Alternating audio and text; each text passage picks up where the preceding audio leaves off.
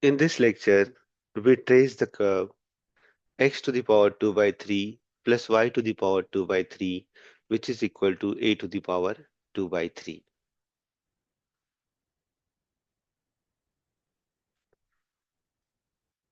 We have to trace the curve x to the power 2 by 3 plus y to the power 2 by 3, which is equal to a to the power 2 by 3. Its parametric equation is given by x equal to a cos cube t and y equal to a sin cube t. So now, since its power is fractional, now it is 2 by 3 and 2 by 3. So now it is not possible to trace this Cartesian curve as a Cartesian curve. So we will try to convert this Cartesian curve by parametric curve by replacing x by a cos cube t and y equal to a sin cube t. Now we check the following points. The first point is limitations. Since the value of cosine t and sine t both lies between -1 to +1. Cosine t and sine t both lies between -1 to +1. So x lies between, because there is a in x and y. So x lies between -a to +a, and y also lies between -a to +a. The whole curve lies inside the circle of radius a. So the total curve will what? It will be inside the circle of radius a. Okay, this is the whole limit of the given curve. So now we have already defined that what is the limit of the given curve. The curve will never exceed to this circle of radius a. The second point is about symmetry. So first point is about x-axis. Since we know that cosine function is even function and sine function is odd function, right? So the given curve is symmetric about x-axis because cosine function is even function and sine function is odd function. Now the second about y-axis. Now if we replace t by pi minus t, then x with respect to pi minus t is a cos q pi minus t, and we know that cos pi minus t is nothing but minus cos t.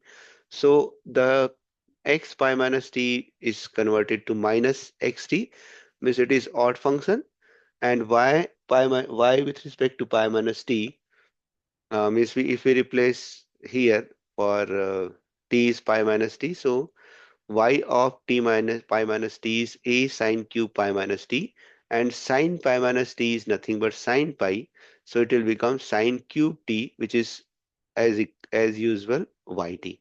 So y pi minus t is equal to yt, means it is even function with respect to t, and x is odd function with respect to pi minus t, and similarly x is odd function with respect to pi minus t.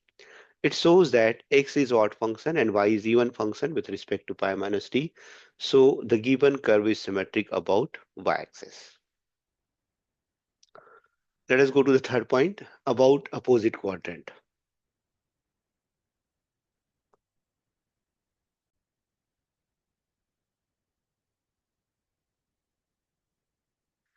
Since x is odd function with respect to pi minus t and y is also odd function with respect to t, therefore the curve is symmetric about opposite quadrant. Now, what about the origin? Put t equal to 0 in 1, we get x equal to a and y equal to 0. Similarly, if we put t equal to pi by 2 in 1, we have x equal to 0 and y equal to a. So finally, the given curve does not pass through origin.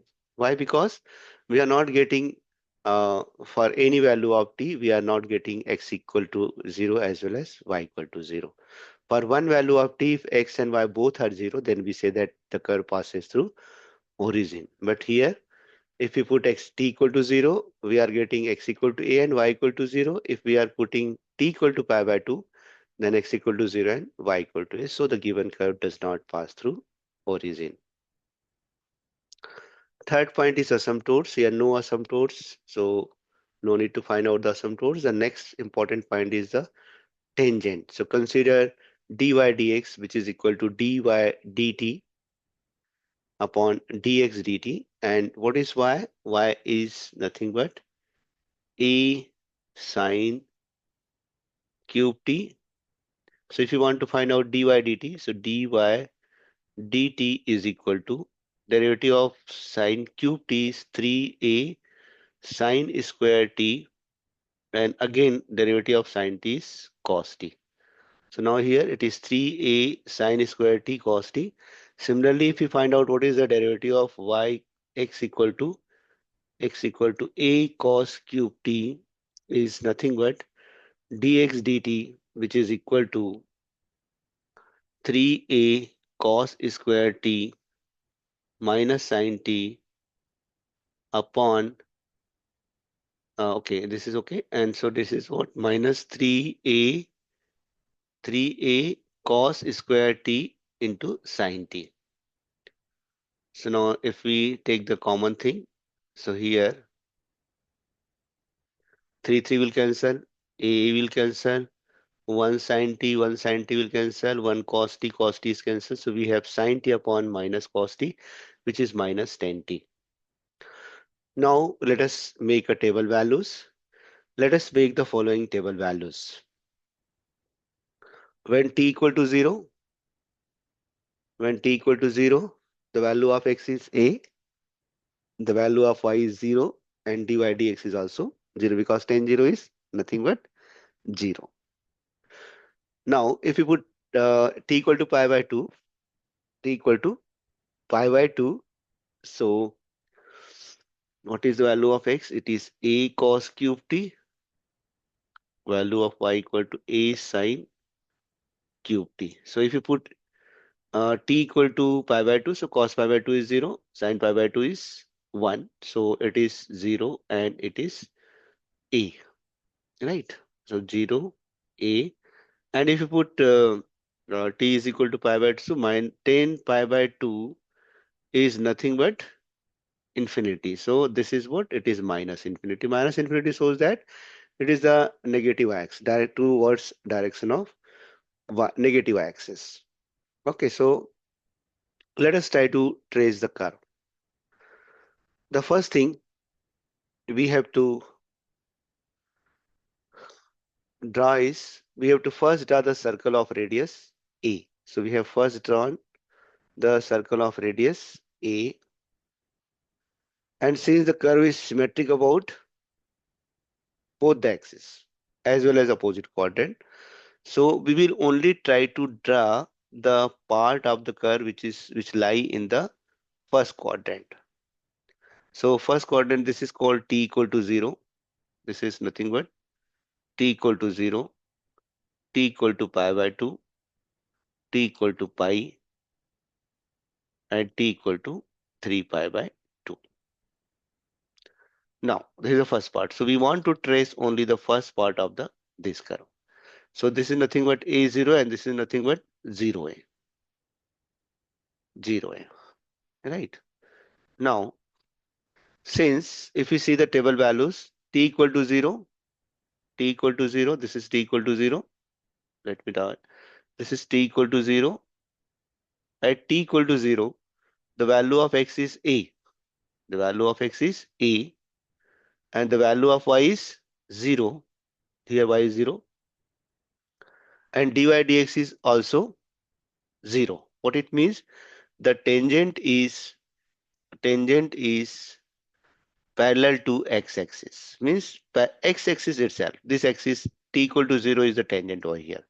So here, and since the curve is symmetric about, so we can draw this type of curve over here. This is tangent at that point a0. This is tangent.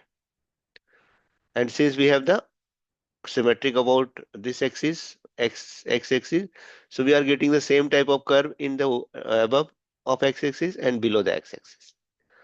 Similarly, if we come to the point y, in this point,